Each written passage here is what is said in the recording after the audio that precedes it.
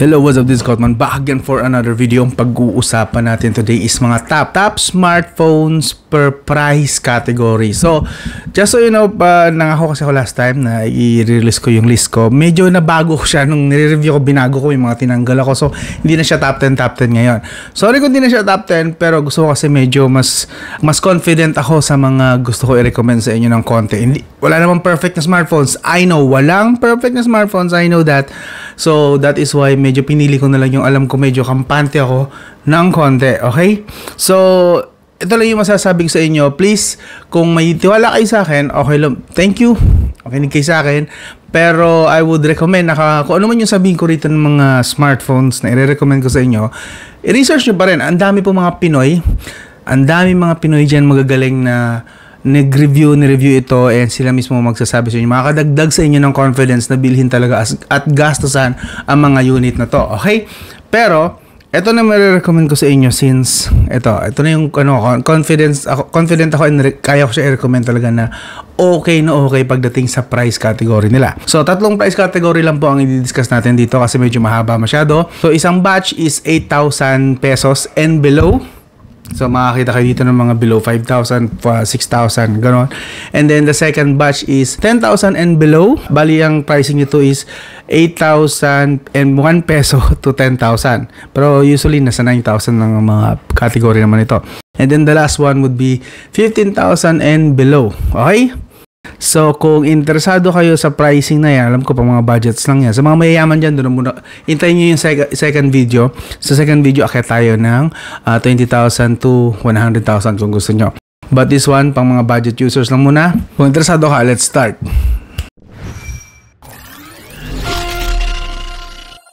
So, sa unang category is 8,000 and below. So, babasahin ko na lang yung sinulat ko lang din. Tapos papakita ko na lang dito sa inyo sa screen. Pinakakulelat sa list actually is the ITEL S23 4G version. Okay? ITEL S23 4G version. Nagpa-price siya, naglalaro siya ng price ng 3,900. Actually, 3,800 daw sa iba nakakakuha sila. And ang pinaka-lowest nga daw kapag may voucher is 3,100. But that's voucher. So, ilagay natin sa regular price, 3,900 to 4,000 pesos. Ito yung siyempre, pinakamababa yung tinutukoy ko dyan. Yung 4GB, 128GB version. Basta yung mababang RAM nito eh. So, yun. Ang kasunod kasi nito is 4,300 to 4,500 which is the 8GB and 128GB storage. So, okay na okay po ito. Actually, na-review ko na to. May review ko nito. Ito yung pinaka-best actually sa price category niya. Okay? Again, sa price category, hindi ko sinasabing sa overall, sa itong video na to, no. Sa price category niya lang na binabanggit ko na 3,900 to 4,000 pesos. Ang chipset niya is Unisoc Tiger T606. That's 12 nanometer. 6.6 inch naman at 720p nga lang yung kanyang screen resolution. Pero in fairness naman, 90Hz screen refresh rate po yan. Android 12, so medyo may konting kalumaan na, pero that's ano bang ina-expect natin sa price? Again, Android 12 is still okay pa rin naman in 2023 and even 2024 pa, okay pa rin po ang Android 12. ITEL OS 8.6 yata ang version ng skin niya. 50 megapixel po ang main camera niya sa likod at 8 megapixel sa front. Actually, maganda yung mga test ko dito sa camera kasi na-review ko nga ito. Tapos meron siyang 5,000 mAh battery. Kaso nga lang, 10 watts lang yung charging. Slow charging po siya. Yes. So, kung alam nyo, nagseselan kayo, baka hindi pang 3,900 ang budget nyo. Nagseselan kayo eh. Kung nagseselan kayo, baka mas mataas ang budget nyo. But this one, sa mga may budget na 3,900 to 4,000 pesos, ito po yung best sa category niya. Okay na okay sa akin to. Advice ko lang, huwag nyo pong i-update ang mga software ng mga units na to. Yung ITEL, Infinix, and Tecno. Medyo pangit po ang history ng mga updates po nila. So, personal advice ko lang naman yan. Pwede kayo mag-update kung gusto nyo. Wala akong magagawa kung gusto nyo talaga mag-update. But, base sa mga reports, sa mga Facebook groups nila, after update, nasisira yung performance, nadidismaya sila, nadidisappoint. So, hanggat maaari, minimize update or better yet, huwag nyo na siguro i-update. Bahala kayo! Discarding malupit nyo yan. Next, Infinix Hot 30i. Nasa 4,300 po siya. Yes, to 4,500. So, another super sulit value at budget na unit. Ang chipset nito is kagaya din sa Itel S23 4G actually. This is Unisoc T606. This is 12 nanometer. So, 12 nanometer nga pala, just in case na hindi ko nabanggit, is medyo, at this point, medyo malakas na sa battery yon, and alam nyo na. So, pero hindi ko sinasabing pangit. It's just that, yan yung price. Makakaangal pa tayo. Parang wala na tayong karapatang umangal sa pricing na yan na kung ganyan ang kaya ibigay. Still, it's a 12 nanometer, just so you know lang naman. 4GB RAM syempre, kaya mura siya, and 128GB na storage. 6.56 inch LCD lang din siya, 720p, 90Hz screen refresh rate. Android 12 din, XOS 10.6 ang skin, 13 megapixel po ang main camera niya sa likod, and 8 megapixel sa front, 5,000 mAh battery, 18 watts. Ito, mas mabilis ang charging nito sa Infinix Hot 30i. Isa din to sa mga, I think, best value currently. Pero syempre, marami nang paparating soon. So, after ilang buwan siguro gawa ulit ako ng ganitong video. But, as of today, October, sulit na sulit po itong Infinix Hot 30i sa price niya na 4,300 pesos. Okay, may 128GB storage ka na. Diyos ko, Mariosep, ang mura na yan. Sunod, another Unisoc. Siyempre, dun kaya mura ito mga Unisoc T606 kasi alam nyo na, medyo hindi naman siya hindi naman kasi for gaming talaga ito mga to. Pero nakaka-game po ha. Unisoc T606 din na Tecno Spark 10C. Mas mataas siya ng konti, 5,490 yung base, pero 8GB naman po ang RAM niyan kasi 128GB ang storage. Yes, 12 nanometer siyempre kasi Tiger T606 6.6 inch 720p din at 90Hz screen refresh rate. So matataas na yun ang screen refresh rate, ano? Android 12 din. iOS 8.6, 16 megapixel po yung main camera sa likod and 8 megapixels sa front.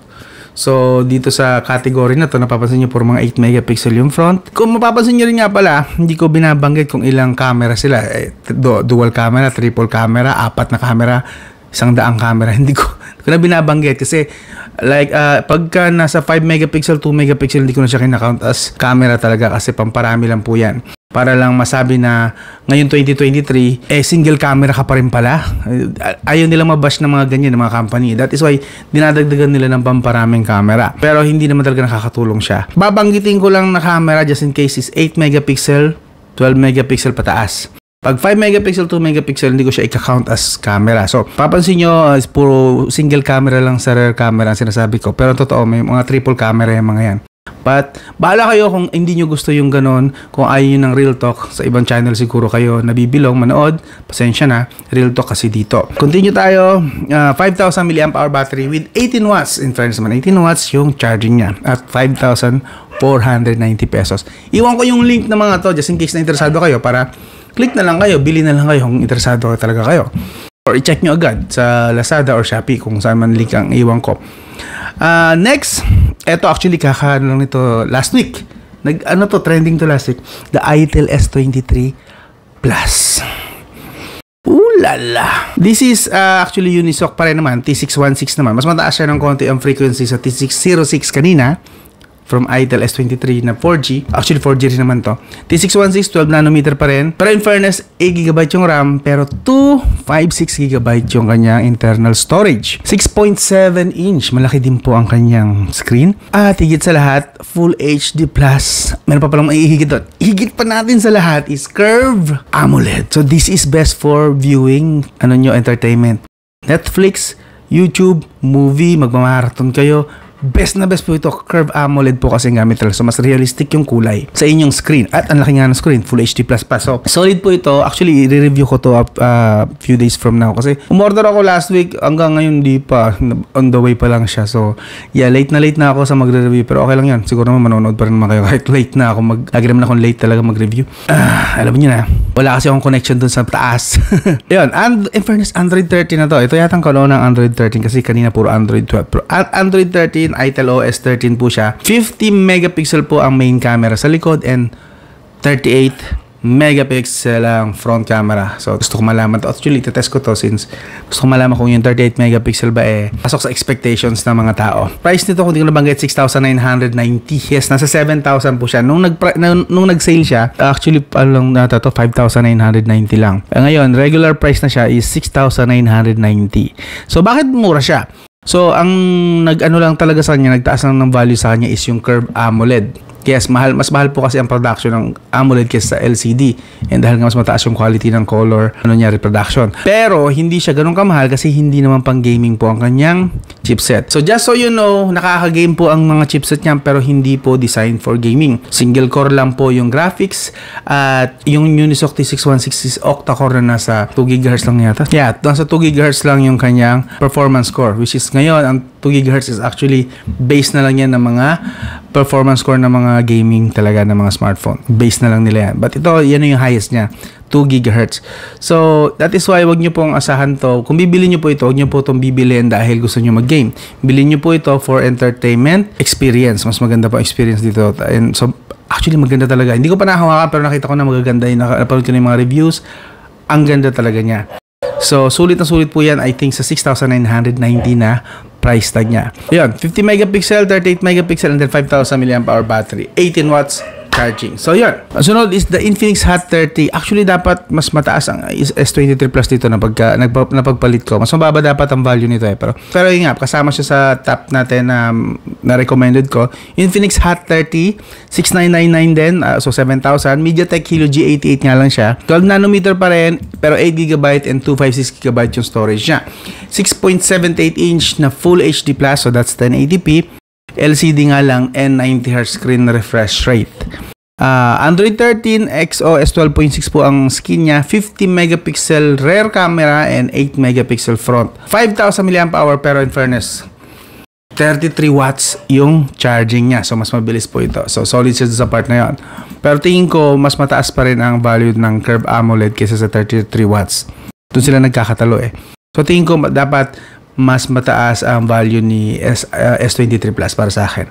But still, okay, nandiyan lang naman yun eh. Next is the Tecno Spark 10 Pro. Ito okay din to actually. Solid din to. Maganda yung ano dito, feedback dito ng community. The problem is, nasira sila dun sa huling update nila yata. Nagka-problem yata. Something, hindi ko maalala yung issue eh. Pero yun, nagkagulo-gulo sila dun eh. Parang may nawalan yata ng fingerprint, may nawalang feature, something like that.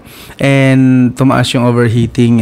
Nag-overheat na daw siya and frame drops. Dun siya nasira. Pero aside from that, hindi naman lahat na apektuhan. May mga okay pa rin naman. But still, I think with its value, pagka binili nyo ito siguro at di nyo in-update, maganda rin itong option actually. So, MediaTek Helio G88, 12 nanometer, 8GB siya, 128 and 256GB pagpipilian nyo na storage. 6.8, ang laki, 6.8 inch Full HD Plus 1080p po yan, na LCD with 90Hz screen refresh rate. Android 13 with high OS 12.6 na skin, 50 megapixels na main camera sa likod, and 32 megapixels sa front. So, mataas-taas yung front camera nito. Good sa mga nag-face vlogging. Anyway, 5,000 mAh battery and 18 watts lang na fast charging. Pero okay na rin naman yan. That's okay. Next, ito mas okay ng konti pagdating sa performance. Tecno Pova 5, 7,969 to 8,999 to. So, syempre, ang i-recommend ko lang to since below 8,000 ang usapan is yung kanyang base na 7,969. That's below 8,000. Yun ay 8GB RAM and 128GB na storage. Yung 899 kasi akit siya ng 256GB na storage. But okay, basta yun ang pinaka-base lang yung ma-recommend ko kasi below 8,000 ang usapan natin dito sa part na to.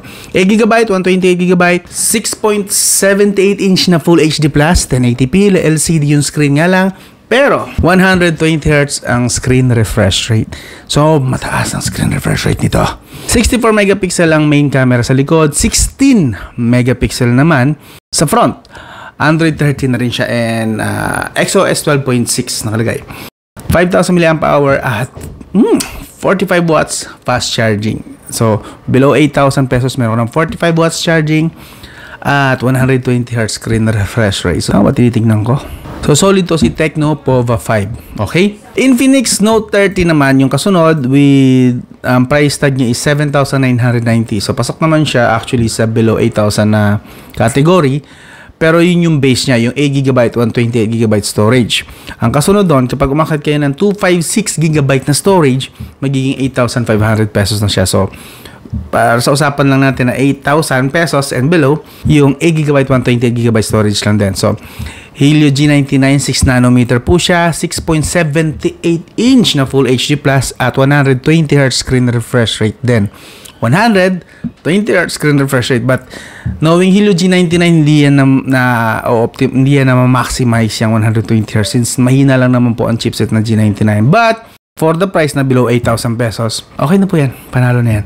5,000 mAh at 45 watts din ang fast charging. So, mabilis-bilis na rin kayo kahit pa paano makakapag full charge.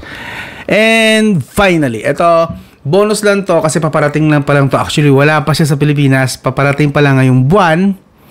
ITEL P55. Gusto ko lang siyang isali kasi na-excite ako rito. Gusto ko itong makapasok talaga sa Pinas. And pinasok ko siya, of course, dahil yung price na prediction sa kanya, hopefully tama ito. Pag mali ito, di wala tayong magagawa. Pero hopefully tama yung price prediction, 6,590 pesos lang. 6,590 pesos lang. Itong ITEL P55 5G. Bakit natutuwa ako rito at gusto ko ba't isinali-sali ko pa ito rito? Unang-una, below 8,000 siya, di ba? Usapan. Ang chipset po niya is Dimensity 6080, 6 nanometer. That's aka Dimensity 810. Yes, sa halagang 6,590 kung tama yung pricing na prediction, meron ka ng Dimensity 6080.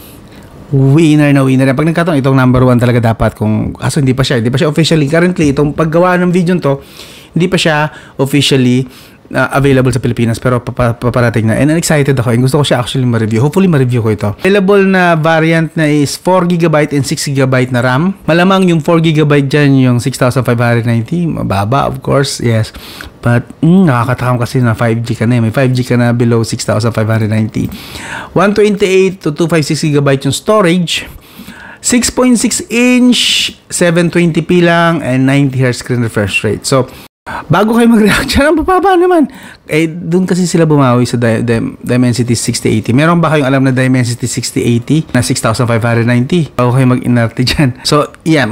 Parang doon sila nagano. Kaya binabaan nila yung RAM, binabaan nila yung display sa 6,000 pesos kasi mataas na po yung chipset na ibinigay sa smartphone. And that means kahit paano makakapag-game kayo na mas maganda-ganda kahit paano. Yung totoong hindi pinipilit ba ang Ultra para lang masabi na supported yung Ultra. Kasi hindi naman basihan na porket may Ultra na, naka-unlock yung Ultra, kayang-kaya talaga ng phone mo yon. Kaya, kung sa kaya, pero hindi naman siya talaga. Gagapang siya along the way. Pag naglaro ka 2 hours, 3 hours, 4 hours, mag-uumpisa na siyang gumapang. Frame drops, lag, so on and so forth. But this one, medyo mas decente ito sa G99, mas decente ito sa G88, mas decente ito sa Unisoc T616, T606, di hamak na mas decente po ito. So, yeah, that's 6,590. Tandaan nyo ha, 6,590 bago kayo magreklamo, Dimensity 6080. Android 13 na po yan. At 50 megapixel yung main camera sa likod, 8 megapixel sa harap, and 5,000 mAh na battery. Kaso nga lang, 18 watts yung charging brick or support na charging. Yun po ang ating below 8,000 pesos. So may napili po ba kayo? Ang dami no? Parang siyam yata ang inano ko. Hindi ko pa sinaktong 10. Wala akong mahanap na pang 10 binura ko yung pang 10 kanina kasi papangitan pala ako doon. So siyam po yun sa 8,000. Ngayon, lipat na tayo sa kategory na the 10,000 pesos and below. So, 10,000 pesos and below. Unang-una sa pinakakulelat is Vivo Y27. So, ayoko sana ipasok to pero tingin ko, pasok ko na rin. Okay na rin siguro. 8,999 lang siya. So, basically, this is 9,000 pesos. MediaTek Helio G85. Kanina G99 pero below 8,000. No? Pero, in fairness naman kasi, this is Vivo. 6GB ang RAM, 128GB na storage. 6.6 inch Full HD Plus, in fairness, 1080p siya. Na LCD kaso mukhang 60Hz lang ito. At Android 30 naman, in fairness. 50 megapixel main camera, 8 megapixel sa front, 5,000 mAh battery, and 44 watts.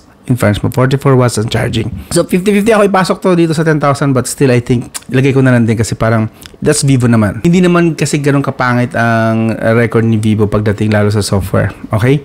Makunat sila padala ng updates pero bihira nagkakaloko-loko talaga sa Vivo. So, pasok ko na rin. Pagtsagain nyo nito. Next, lipat tayo sa eto, mas maganda-ganda na to na part. Sa Tecno Camon 20 Pro. Tecno Camon 20 Pro.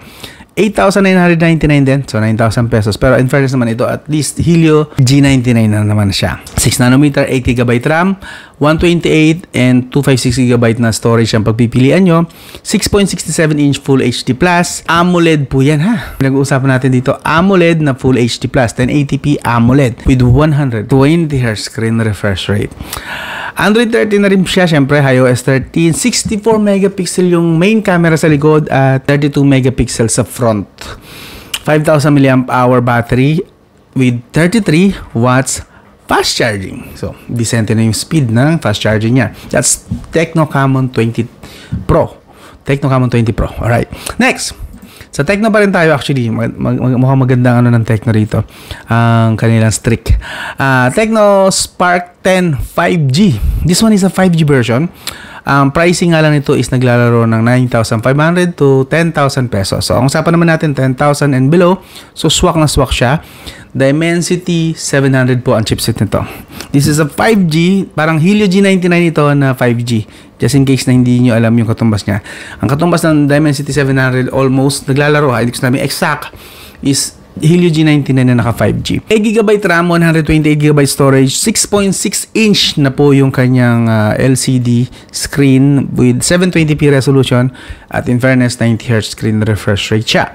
Android 13 with iOS 12.6 na skin, tapos 50 megapixels sa rear camera and 8 megapixels sa front.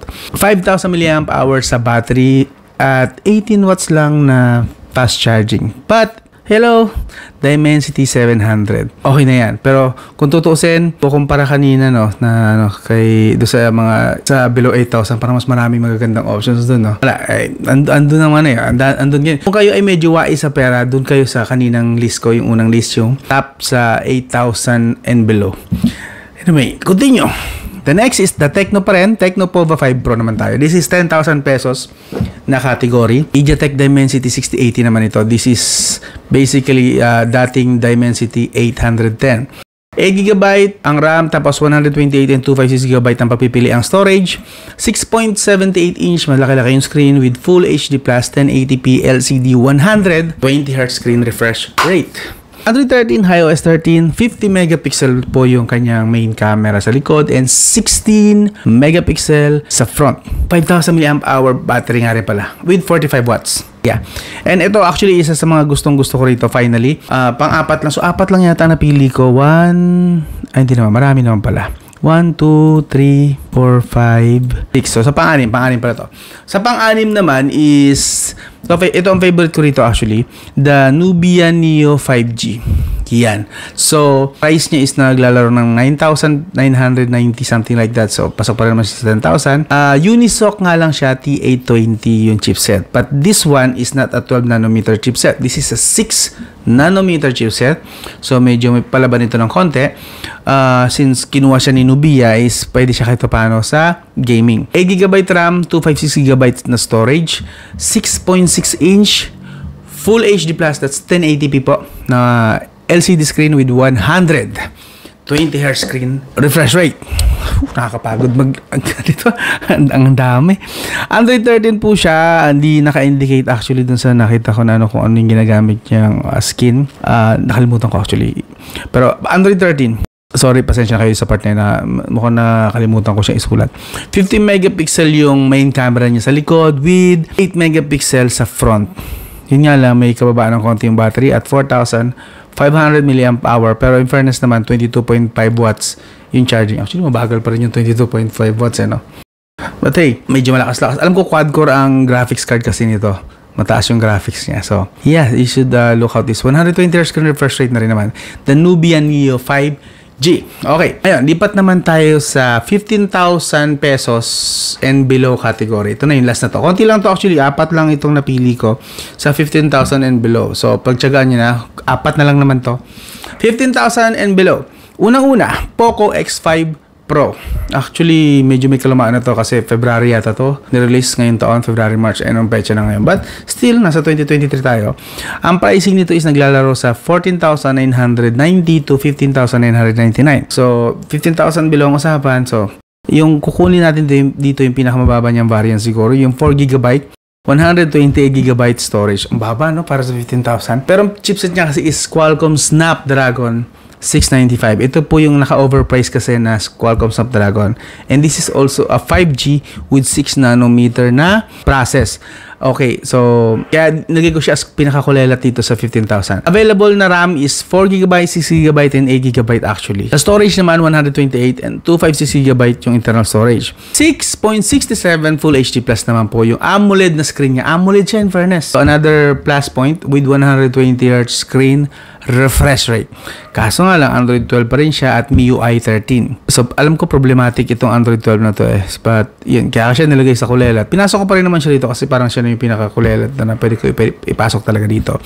5,000 mAh ang battery with 33 watts charging.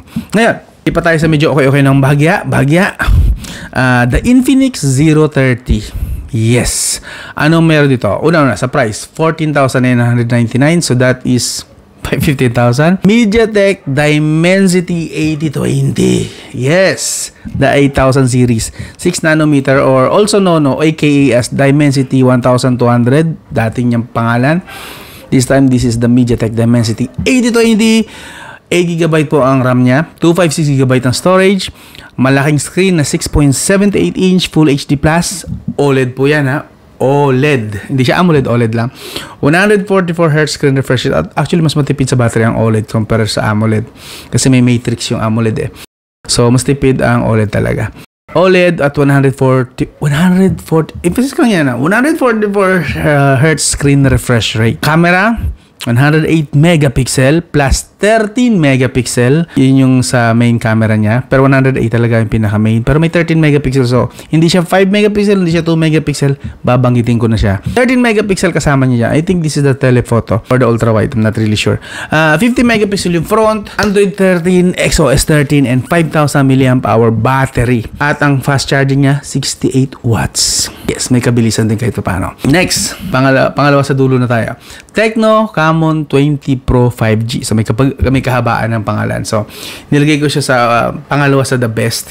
Kasi, ang price po niya kasi is 12,000 pesos lang. Yes, ang kanina, puro 15,000 ba? This one, 12,000 pesos lang.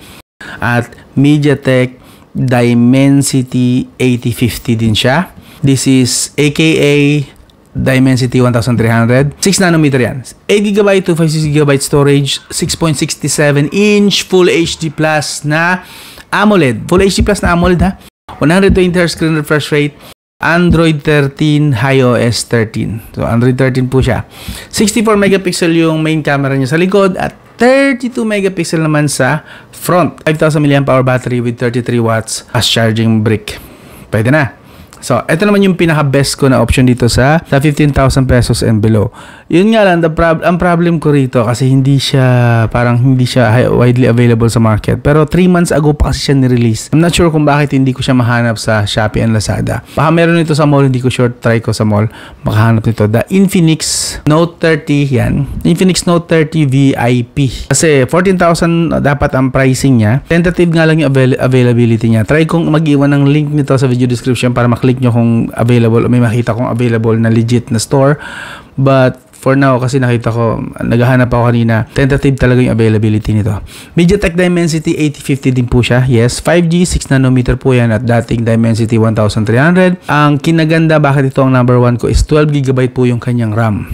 12GB na RAM, 256GB na storage. 6.67 inch din po yung kanyang screen pero Full HD po yan at AMOLED with 120Hz screen refresh rate. Android 13, XOS 13, 108 megapixel po yung rear camera niya at 32 megapixel din yung front. So matataas yung camera niya kahit paano. 5,000 mAh battery at panlaban na 68 watts fast charging brick. So yun po yung ating list. Haba, ang dami. That's from 8,000, 10,000, and 15,000 pesos category na mga smartphones. I hope may napili kayo or kahit pa nagkaroon kayo ng idea.